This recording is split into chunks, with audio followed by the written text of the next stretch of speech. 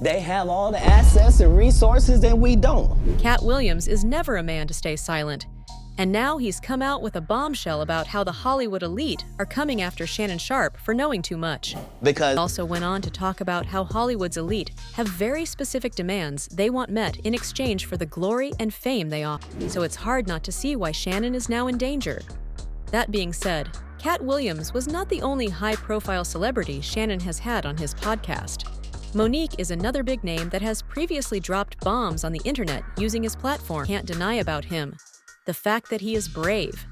Not being scared into silence, he went on to Joe Rogan's podcast to keep speaking his truth on what it's actually like in Hollywood. Whole industries can be built upon your ability to know how certain things are going to hit certain people. And this was before important to all civilizations. Well, propaganda in Hollywood movies is built into the ingredients list. It's like if you want flour, you need wheat. You're going to have to get the wheat. Now, satanic rituals and sacrifices are nothing new in Hollywood.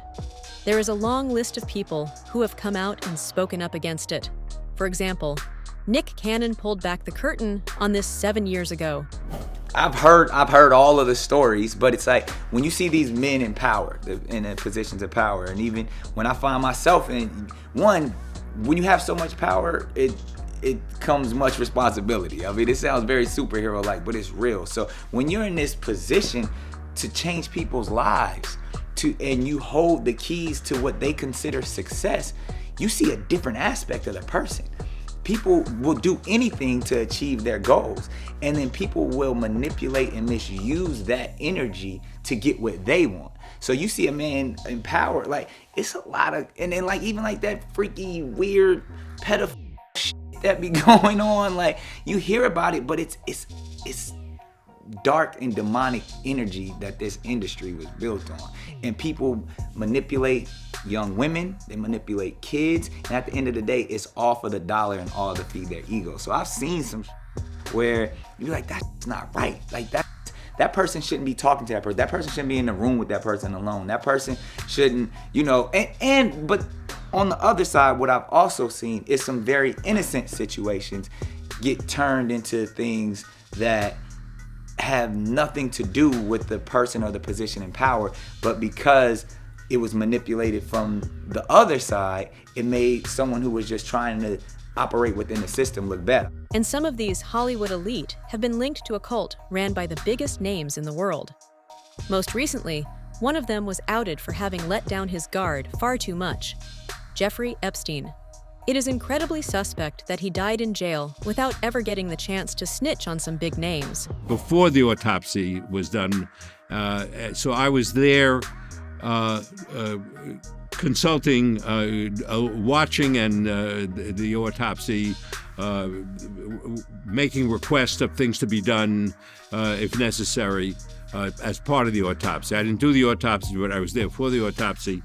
During the course of the autopsy, it became apparent that there was a ligature mark around his neck from where he supposedly died of hanging, and that there were multiple fractures of the bones underneath it. The windpipe was fractured in 3 places. It was more of a crush injury than a hanging injury. And that there were hemorrhages in the eyes, that this was more of a strangulation case, manual strangulation case, or a ligature strangulation by somebody else, not by hanging in a cell, because in hanging there aren't that many fractures. The mark on the neck didn't match the sheet ligature that was present in the cell, the photograph of and that this was more typical of a homicidal strangulation than of a suicide. Now this begs the question, just what were these people trying to protect by killing off Jeffrey Epstein? And more importantly, what lengths are they willing to go to protect themselves? It remains to be seen. But one person who's always spoken about against the elite is Jaguar Wright, And she even rescued people from Jeffrey Epstein's clutches. There are 3 women I know right now in my life. They've been in my life for 6 years. I got them off of Epstein Island. I cannot say where they are in the world.